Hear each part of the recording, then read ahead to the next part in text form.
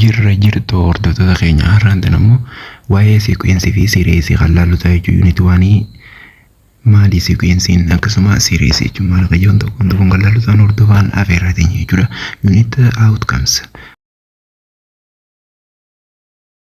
By the end of this unit, you will be able to grasp the concepts of sequence fi series dha.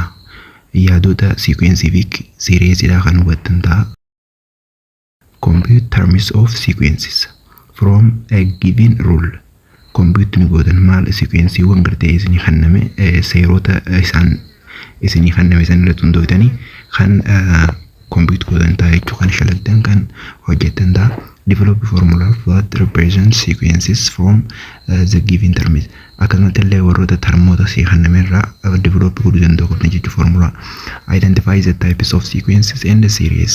Akkasumatti garaagarummaa fi akkasuma gosoota isaanii jechuudha. Sequence fi series kan addaan baasan ta'e jechuudha. Compute partial and infinite sum of some sequences. Akkasumatti illee partial fi infinite warra ta'e jechuudha.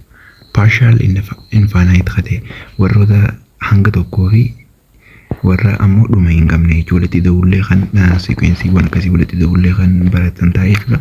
Apply the knowledge of sequences and series in real life problem keessatti kan apply gootan ta'e jechuudha. Jiruuf jireenya keenya keessatti sequenceewwan kanaa fi akkasuma series kana maalirra fayyadamaa jira kan jiru.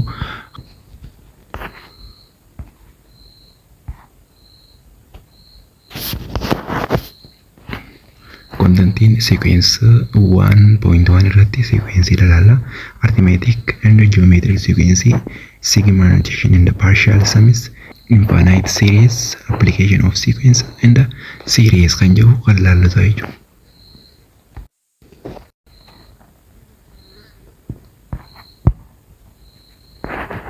Akka introductionitti maths have enormous advantage in our daily life. Jiru jireenya keenya guyyaa guyyaa keessatti maatiitiin akkuma bu'aa adda addaa advanteejii garaagaraa qaba jechuudha gurguddoo kan taate. There is in fact isaan kunneenis warroota dhugaadhaan ta'e jechuudha. Area of life that is not affected by mathematics kan jedhu haa ta'e jechuudha. Hin jiru.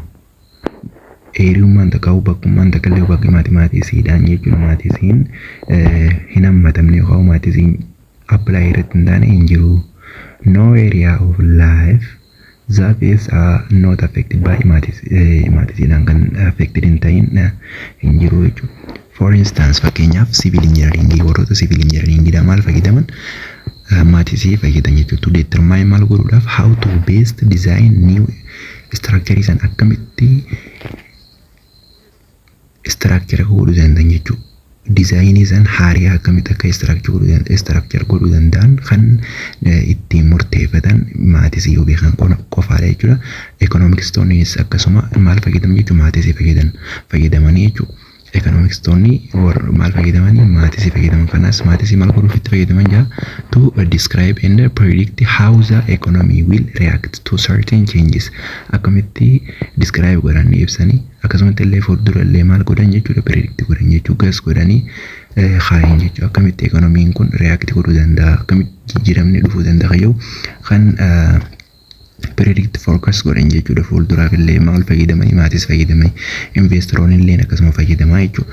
Maal fayyadaman investoroonni maatisii maaliif fayyadaman to price certain types of shares or calculate how risky particular investment are akka ta'an jechuudha. Fakkeenyaaf amma warroonni investoroota warroota waan takka invest godhanii baasan jechuu gatii isaan guyyaa guyyaadhaan waa bituu irratti fi gurguruu irratti hangam takka akkam sheerii hangam takka akkamiyyoo dabarsine yoo ta'u sheerii akkamiiti yoo waan kana binne nu baasa qayyoo kan rakkoowwan akkamii nu mudachuu danda'a yoo kana kanaan binne kana yoo kanaan binne yoo kana goone qajaan murtii addaan baafatan yoo maal beekan qofa yoo maatisii beekan qofa jechuudha. Maatisii warra waan kanaaf itti fayyadaman rakkoowwan garaagaraa furuudhaaf wanta bitan sanii fi akkasuma wanta bituudhaaf karoora baafatan san wanta investor godhuu barbaadan san akkamitti yoo invest goone hangamta akkam invest goone nu baasa qayyuu kan kalkuleet ittiin godhan yoo maatii si fayyadamanidha jechuudha. Akkasumatti software developer warroota software developeridha maal fayyadaman jechuudha maatii si fayyadaman jechuudha. Warra fakkeenyaaf application tolchuu akkasuma siistemoota garaagaraa jechuudha. Operating system kanneen akka fakkeenyaaf amma Android daas haa ta'u akkasumatti Mac haa ta'u warroota kanaas develop godhan maal fayyadaman jechuudha maatii si fayyadaman jechuudha. Isaan kunis maal irratti jechuudha algoritmiidhaaf isaan gargaara. Kanneen akka sacaasa kan akka Google searchidha. Inni data security for that makes program useful akka godhuuf kan gargaaraman jechuudha. Maths is mathematics maal jechuudha is everywhere in our use of distances. Time is money. Kan jechuudha maths distance time fi money irratti jechuudha fayyadamna jechuudha. Mathematics is even present in art. Akkasuma maatiin maal fayyadamu maal keessatti illee ni argama aartii keessatti jechuudha warroota waa kalaqan design makeroota keessatti muuziqaa.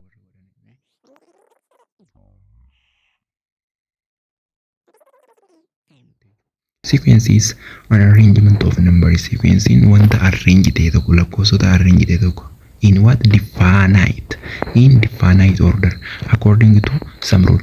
Seerota tokko hordofanii maal ta'an jechuudha kan definite orderidhaan jechuudha. Maal jechuun sequence jechuun sirriitti adda baasaa jabeessaadha qabadhaadha. Sequence is arrangement of number lakkoofsa maal ta'e jechuudha arrange ta'e.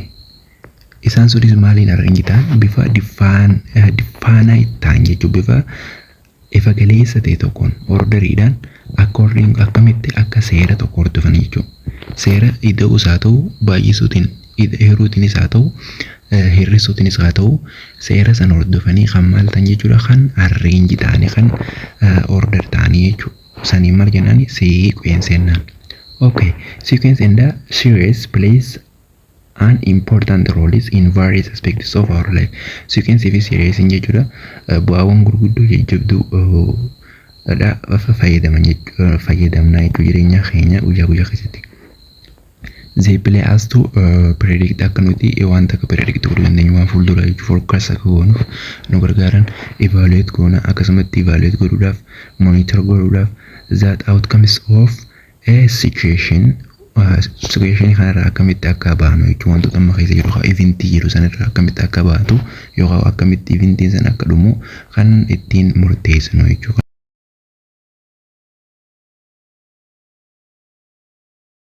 A lot of in decision making akkasumatti murtiiwwan garaagaraa murteessuudhaaf illee baay'ee nu gargaaran jechuudha sequence fi series. Sequence 1.1 irra maal jetti fakkeenyaaf amma asitti activity 1.1 irratti 20 people lives on the first floor of the building. Namoonni 20 jechuudha floorii jalqabarra jiraata jechuudha.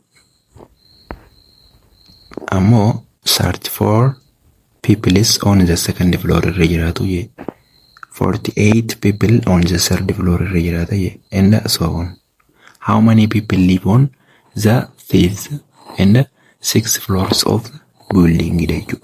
Amma maal jee first jalqabaa jechuudha gamoo jalqabaarra maaltu jiraata jechuudha nama 20 jiraata kaayitti aanurra immoo nama meeqa jira jechuudha second irratti 34 third irratti 48 jira jechuudha. Akkasuma bifa saniin itti foofanii je akkuma bifa saniin itti foofan ta'e ammoo shanaffaa fi ja'affaarra nama meeqatu jiraata jechuudha. Isin gaafate jechuudha. Kunis immoo maal jechuudha sequence hordofa fakkeenyaaf asirra 20tu jira as 34tu jira jechuudha. Sequence akkam hordofa kan jiru kan laallu isaa jechuudha fakkeenyaaf amma 20 fi 34 gidduu garaagarummaa meeqa jira 34 fi 48 gidduu garaagarummaa meeqatu jira kan jiru kan laallu isaa jechuudha.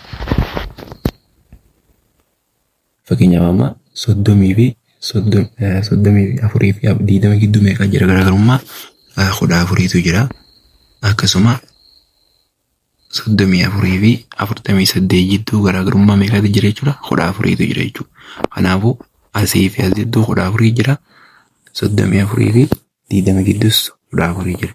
Bifuma saniin fourth floor irrattis meeqa jiraate jechuudha 48 ida'uu meeqa gootan jechuudha 14 jechuudha. Kana gootanii 34 hir'isuu 20 gootanii kana orderiidhaan gaafa keessan 34 20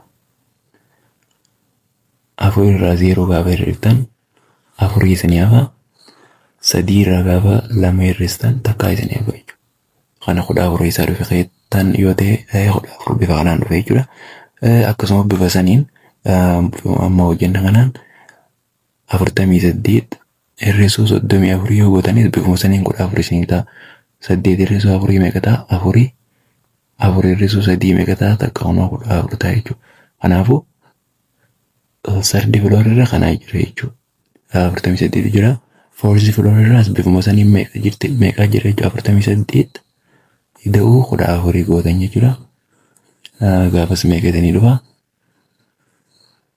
8 fi 4 12 barreeffamneetini takka qabna. Takkaa fi 4 meeqa taati? 5 fi takka meeqa taati? 6 jechuudha. Nama 62 jira jechuudha. Fourth floor irra akkasuma fifth floor irra meeqa jira jechuudha. Walumaa 62 irratti meeqa jiraatan jechuudha. 14 irratti jiraatanii 2 6 taati. Takkaa fi 6 meeqa taati jechuudha. 7 jechuudha. Nama 76 jechuudha. Eenyu fifth floor irra jechuudha. Fifth floor irra nama 76 jiraata. Nama 76 irraa 14 hoggaa keessan meeqa jechuudha. Sixth floor irra meeqa jiraata. 14 gaafa sirra keenya 0 dha. Takka qabna jechuudha. 14 gaafa sirra keenya eegarra 76 irraa 14 gaafa keenya 0 irra yoonni takka qabna. Takkaa fi 7 8 takkitti kana wajjin meeqa jechuudha. 9 jechuudha. Nama 90 jiraata jechuudha. Eesirra 6 floor irra 5 floor irra meeqa jira? 76. Namatti dabalee 4 floor irra illee jiraatu meeqanne 62 jechuudha. Bifa saniin akkasitti kaa'uu dandeenya jechuudha.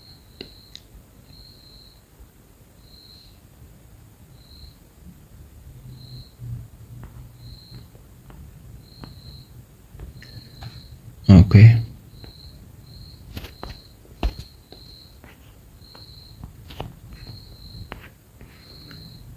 Bifa saniin keenya kana 6 dha meeqanne 6 floor irra jiraatu nama 90 kana ammoo meeqanne ture jechuudha. 76 isn't it? 76 ture jechuudha.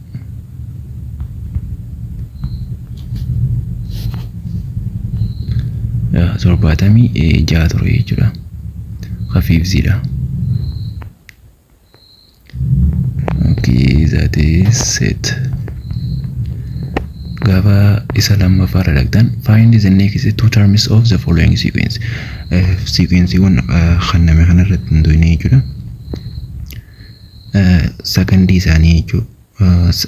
Next two terms. Isaan kana tarmiiwwan amma fakkeenyaaf kan asitti nu kanname taanee tarmii lama barbaadaa jee. Fakkeenyaaf amma asitti 50 47 44 41 meeqa hir'isaa dhufe 3 hir'isaa dhufe jechuudha. Kanarraa 41 irraa gaafa 3 hir'istan meeqa ta'a jechuudha. 30 meeqa ta'a 38 ta'a jechuudha. Gaafa 3 hir'ifnu 38 ta'a. 38 irraa gaafa 3 hir'ifnu meeqa ta'a? 35 ta'a jechuudha. Isn't it? 41 minus 3 gaafa gootan asitti hoda takka sirraa fudhanneeti as dura keenya asitti 3 nu hafe jechuudha. Hoda takka irraa 3 gaafa fuutan meeqa jechuudha. 8 asitti 3 hafe meeqa buuti 38 jechuudha. Jalqabaa sanii lammaffaadha ammoo 38 irraa 3 fuutan jechuun malleedha. 30 meeqa taate jechuudha. 35 taate jechuudha.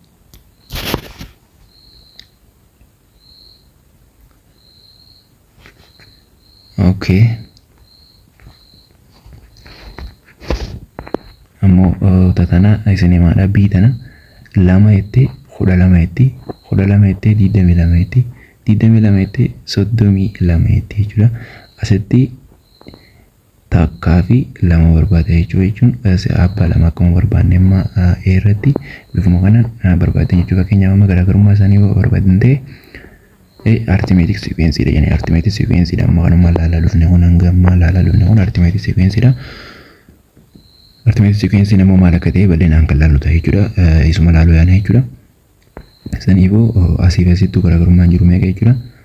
Kudhanii jechuudha. Asii fi asittus kudhanii, asii fi asittus kudhanii, asii fi asittus kudhantu jira jechuudha. Bifuma saniin akkasii warra keessanii isa tarmiin tokkoffaadhaa kana lammaffaadhaa kana jettanii deebisan jechuudha komentii jalatti. Definition 1.1 is a sequence is a function. Sequencing kun function idha. Sequencing maal jechuudha function. Whose domain isaadhaa kamal ta'e jechuudha. Set of consecutive natural number qate. Eenyuun isaa domain isaa or yookaan immoo subset of consecutive natural numbers starting with 1 jechuudha. Subsetii consecutive natural number idha. Meeqarraa eegalu jechuudha. Takkarraa eegalu. Kanaafuu the sequence is a function j whose domain is the set of integer number yoo jemma fakkeenyaaf maal ta'a jechuudha. It will be maal ta'a jechuudha. False ta'a jechuudha. Integer number yoo san ta'in consecutive natural number yookaan immoo subset of consecutive natural number starting with 1 dha jechuudha. Kana jettanii deebisuu danda'u qabdan jechuudha. Kanaan confuse akka isin hin goone jechuudha. A sequence is yeroo hedduu gaafii qormaata biyyoolessa irratti gaafii concept qabdu jechuudha.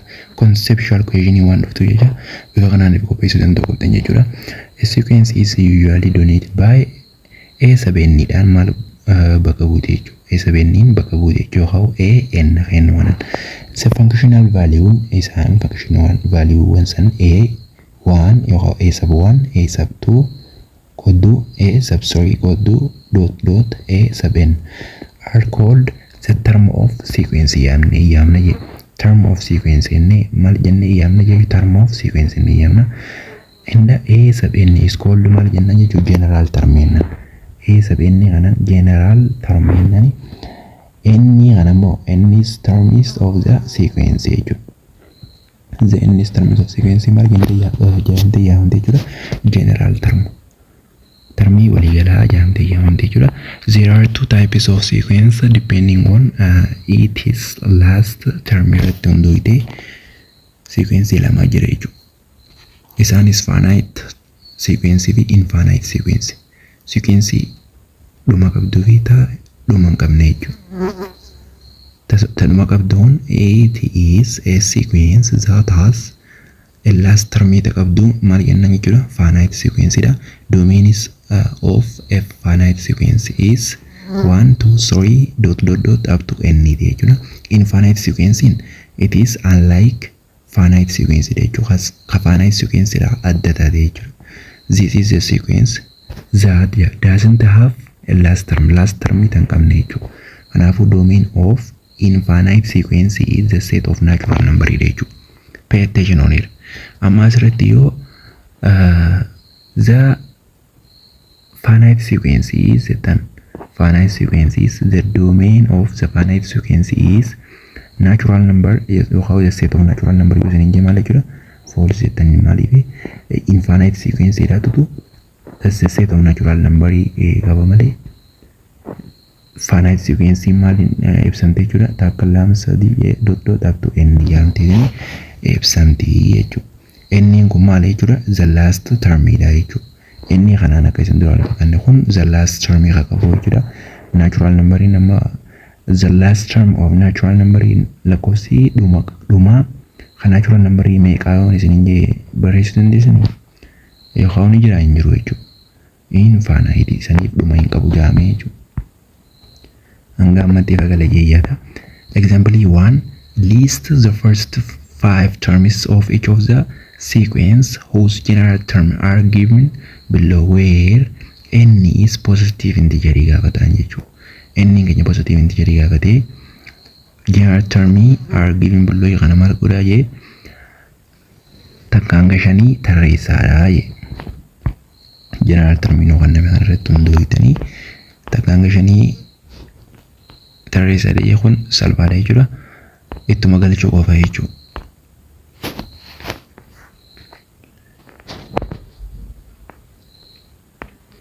Amma fakkeenyaaf A irratti A sub n equal to 2n minus 1 kan jiru irratti 1 gaafa galchitan maal jechuudha 2 times 1 2 dha mire 2 minus 1 meeqa ta'a jechuudha 1 gaafa 2 galchitan 2 times 2 4 4 minus 1 3 gaafa 3 galchitan 2 times 3 6 6 minus 1 meeqa ta'a jechuudha 5 bifa saniin akka hanga 5 tarreessitan jechuudha.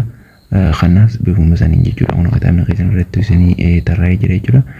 1 gaafatti galchuu 1 dhufee fi 2 gaafatti galchuu 2 times 2 4 4 minus 1 is 3 dha. 2 3 gaafatti galchuu 2 times 3 6 dha. 6 minus 1 is 5 dha. Akkasuma 4 gaafatti galchuu 4 times 2 meeqa ta'a jechuudha. 8 8 minus 1 is 7 dha. Akkasumatti 5 gaafa 5 itti galchuu 5 times 2 10 10 minus 1 is 9 ta'a jechuudha. Therefore saniifuu maal jechuudha the first 5 terms are 1 3 5 7 and 9 dha jechuudha. Bifuma kanaan qabiirra jirus gaafatti galchitan kanuma ta'a jechuudha. Inni kanarratti inni maal jee asirratti inni maal isinii kanna jechuudha. Positive integer jee mare saniifuu takka irraa eegala jechuudha. Positive integer yeroo mara maal irraa eegala takka irraa eegala. Takka irraa eegala positive integer jennaan takka irraa eegala jechuudha. Yeroo mara takka irraa eegala jabeessa qabadha kana. Akkuma san itti galchitanii baastan jechuudha. Kan nyaama takka gaafa si galchitan takka hir'isuu takka meeqa taate jechuudha. 0 dha mire 0 any number the power of 0 meeqa taate jechuudha. Takka hin ta'u saniif takka ta'e jechuudha asitti. Minus 1 the power of minus 1 over 3 the whole 0 ta'a mire saniifuu maal taate jechuudha 1 taate jechuudha. Akkasumatti gaafa A sub 2 irra gaafa ta'an 2 gaafa bakka inni sana galchitan inni 2 minus 1 1 yoo ta'e saniifuu minus 1 over 3 the whole 1 maal taate jechuudha minus 1 over 3 dha. Akkasumas 3 gaafa itti galchitanis maal taate jechuudha 3 minus 1 meeqa ta'a 2 dha mi 2 jechuun meeqa jechuudha minus 1 over 3 the whole square jechuun meeqa taate jechuudha 1 over 9 taate jechuudha. Because 1 square meeqa taate 1 positive hin taatu negative square maal taate jechuudha. Negative square gaafa gootan maal taata positive taate jechuudha. Akkasumas 3 gaafa square gootan meeqa taate jechuudha 9 taate jechuudha. Kanaafuu 1 over 9 taate jechuudha. Akkasuma bifa saniin 4 gaafa itti galchitan 4 minus 1 is 3 dha. The whole 3 meeqa taate jechuudha. Positive minus in gaafa the power of OD dhaan gaafa taate jechuudha. Maal taate negative waan ta'ure negative ni kan inni dhufa jechuudha. 1 the power of 3 meeqa taate 1 taate 3 the power of 3 meeqa taate jechuudha 24 27 taate jechuudha. Gaafa 5 bifuma saniin 5 minus 1 in 4 dha.